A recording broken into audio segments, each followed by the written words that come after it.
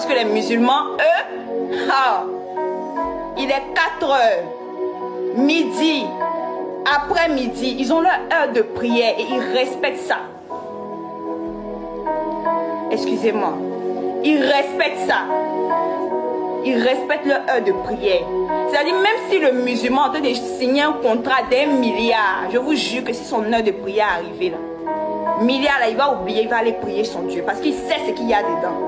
Mais nous chrétiens, c'est qu'on a un problème, qu'on connaît Dieu. Et tu veux que Dieu se souvienne, tu veux que Dieu te bénisse comment? Tu ne le fais pas passer en numéro 1. Il passe derrière. Ton téléphone est plus important que Dieu, ma chérie. Toi aussi. Toi aussi, ma chérie, tu passes plus de temps sur TikTok. Même si on dit TikTok, c'est comment? Tu passes pas du temps dans la prière. Toi, c'est-à-dire Dieu, il passe après. Je suis désolée. En tant que chrétien, il faut que tu puisses avoir tes heures de prière. Quand tu te réveilles le matin, recommande ta journée entre les creux, c'est-à-dire les creux des mains de l'Éternel. Il y a une histoire qui m'a un peu choquée un jour. Ma mère m'a raconté une histoire. Quand nous on sort, on va à l'école, notre maman a tendance à nous dire que le Seigneur vous accompagne. Elle nous a raconté une histoire. Il y avait une maman qui aimait bien faire ça. C'était une famille. Et la famille, le papa et les enfants allaient à l'école, le papa allait au travail. Et ils devaient prier. Ils disent non, on est en retard. Donc la maman dit que le Seigneur vous accompagne.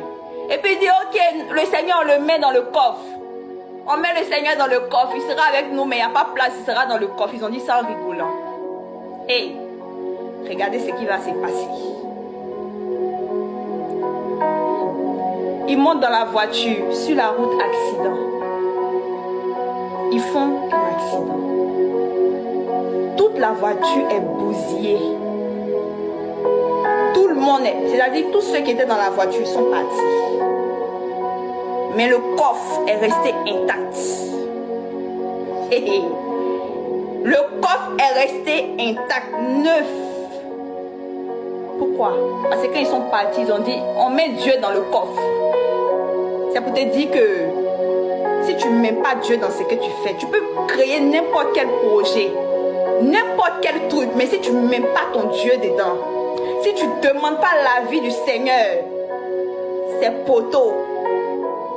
Combien de millions tu as dépensé dans ce projet, mais si tu ne mets pas Dieu devant, ma chérie, c'est poteau.